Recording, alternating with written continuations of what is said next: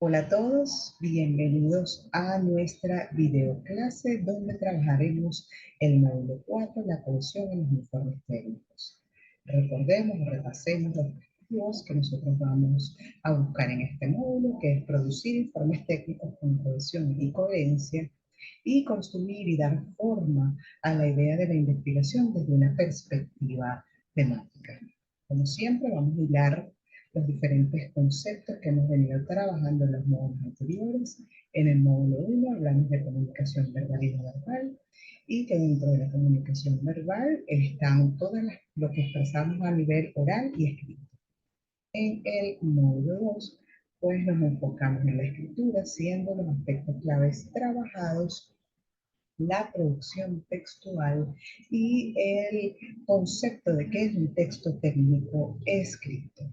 Dentro del proceso de producción textual nos enfocamos específicamente en la planificación, en la parte de selección y organización de ideas y temas. En el módulo 3 trabajamos en la segunda etapa del proceso de producción textual, que es la textualización, también denominado de producción o de traducción, y como lo veíamos en el módulo anterior, pues que consiste en convertir ideas en palabras, es decir, en producir realmente el discurso que está planificado.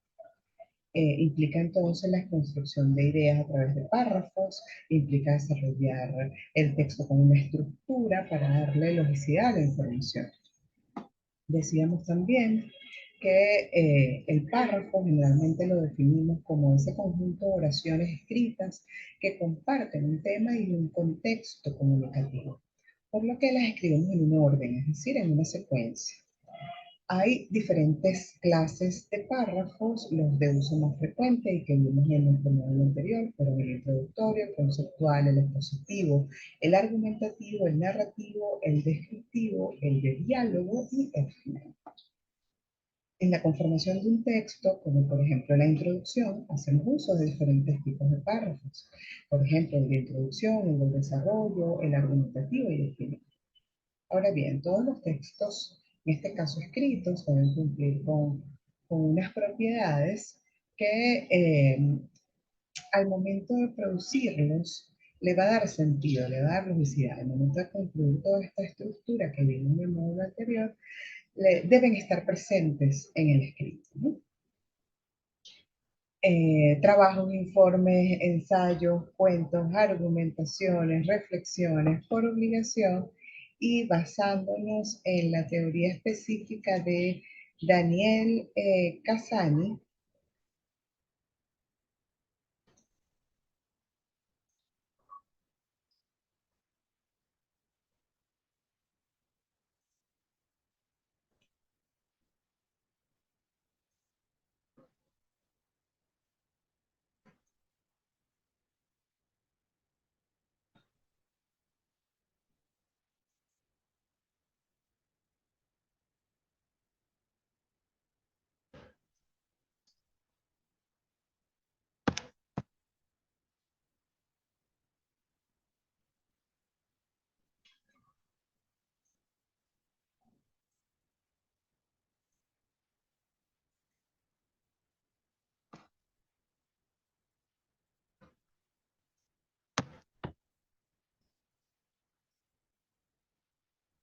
Hola a todos, bienvenidos a una nueva videoclase donde trabajaremos el módulo 4, la cohesión en los informes técnicos. Repasemos los objetivos que tenemos en este módulo, que es producir informes técnicos con cohesión y coherencia y construir, dar forma a la idea de la investigación desde la perspectiva temática, ¿no? Comencemos, como siempre, hilando los conceptos claves trabajados en los módulos anteriores. En el módulo 1 hablamos de comunicación verbal y no verbal, y específicamente en la comunicación verbal, en todo lo que expresamos a través de la oralidad o de la escritura. En el módulo 2 nos enfocamos específicamente en la escritura, siendo los aspectos claves trabajados el concepto de texto escrito técnico y el proceso de producción textual. Hicimos énfasis específico en la etapa de planificación, en la selección y en la organización de ideas y temas. En el módulo 3 trabajamos en la segunda etapa del proceso de producción textual, que es la textualización, también denominada de producción o de traducción, como lo veíamos en el módulo anterior, Consiste en convertir las ideas en palabras, es decir, en producir realmente discursos unificados. Implica entonces la construcción de ideas a través de párrafos y también implica desarrollar el texto con una estructura que le dé forma y logicidad a la información. Decíamos que el párrafo generalmente lo definíamos como un conjunto de oraciones escritas que comparten un tema y un contexto comunicativo, por lo que la escribimos en un orden, es decir, en una secuencia. Existen diferentes tipos de párrafos. Los usos más frecuentes son el introductorio, el conceptual, el expositivo, el argumentativo, el narrativo, el descriptivo, el de diálogo y el final. En la conformación de un texto, como por ejemplo una introducción, hacemos uso de diferentes tipos de párrafos. Podemos comenzar con un introductorio, seguir con algunos de desarrollo, algunos argumentativos y un párrafo final. Todos los textos que nosotros desarrollamos deben cumplir con algunas propiedades que siempre se deben notar o deben estar presentes a lo largo de la redacción.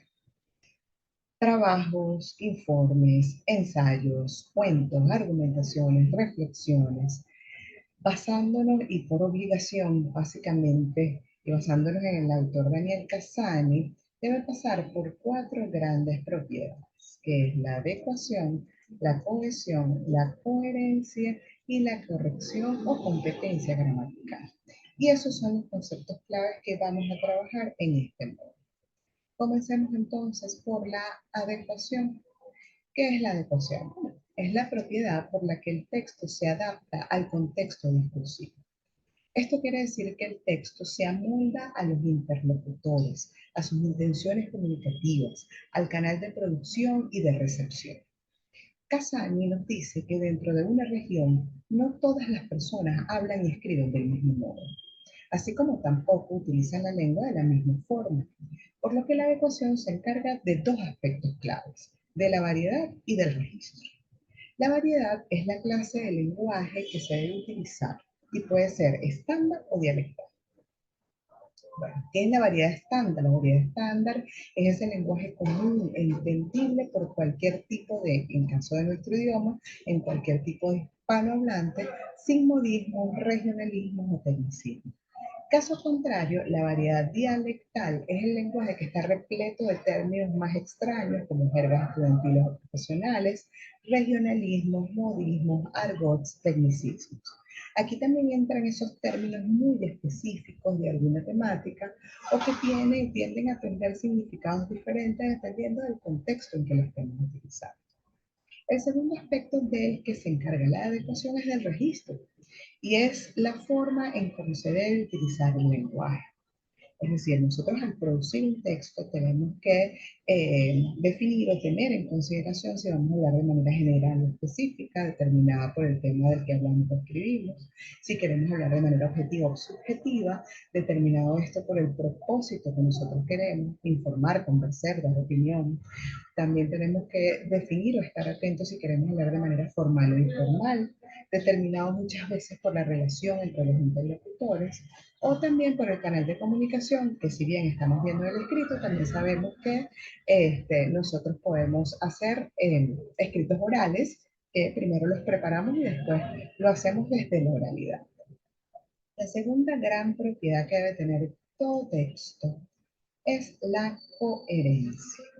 Y la coherencia es esa propiedad donde se selecciona la información, de la importante, de la irrelevante.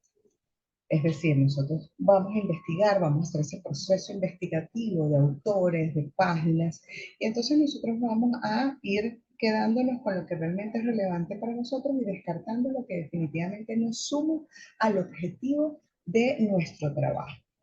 Además de esto, la coherencia se encarga de organizar la estructura comunicativa del texto. Es decir, es a través de la coherencia que yo voy organizando la estructura que nosotros ya vimos. Título, índice, prólogo, capítulos, desarrollo, metodología, conclusiones, referencias. Depende del texto elaborado. Implica que el texto esté organizado de forma lógica y que sea posible interpretarlo por el lector. La siguiente propiedad que vamos a ver es la cohesión. Y es la propiedad del texto que conecta la pasta entre sí las palabras, las oraciones y los párrafos, mediante que algunos mecanismos que se denominan procedimientos o formas de cohesión. Algunos de estos mecanismos y formas de cohesión son los signos de puntuación, los conectores y las conjunciones. Cuando cada elemento, esa cohesión, cuando cada elemento de la oración se conecta. Ahora, ¿qué son los conectores? Que a mi criterio es una herramienta clave para la redacción. Bueno, los conectores son términos o expresiones que unen palabras, ideas, frases y oraciones entre sí. Su uso es necesario, pues por medio de ellos se establece una redacción más fluida, más organizada, más coherente, lo que favorece una buena realización de una lectura y una eficaz comprensión del texto. Los conectores presentan una función clasificadora y con el uso adecuado de ellos se da una correcta conexión entre diferentes ideas. Los conectores pueden ser simples, aquellos que están formados por una sola palabra, o pueden ser compuestos, aquellos que están formados por dos o más términos. Existen algunas tipologías de conectores, la más común es que hayan conectores de apertura, de seguimiento y de cierre. Los conectores de apertura son palabras o frases que inician un discurso, como por ejemplo para empezar o en primer lugar. Los de seguimiento son utilizados para el desarrollo del texto y estos a su vez se dividen en función a su funcionamiento, ¿no? Pueden, por ejemplo, ser topicalizados, donde los conectores, su función es asegurar la progresión del discurso a partir de un determinado tópico, como por ejemplo, en cuanto a, en lo que se refiere al respecto. También está la función de adición, que marcan una relación lógica de suma. Aquí, pues, usualmente en una relación aditiva se narran dos hechos que se añaden uno al otro y no necesariamente tienen una relación entre sí, pero podemos utilizar conectores como y además, asimismo, incluso, aún más, más aún.